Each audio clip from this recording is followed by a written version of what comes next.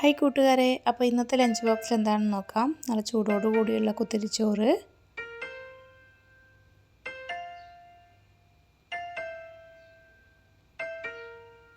കോവയ്ക്ക വറവ്,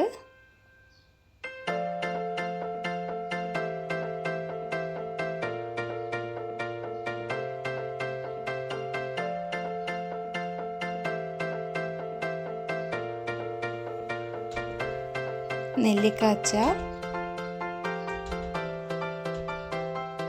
മീൻ മുളകിട്ടതാണ്, മത്തിയാണ് മീൻ,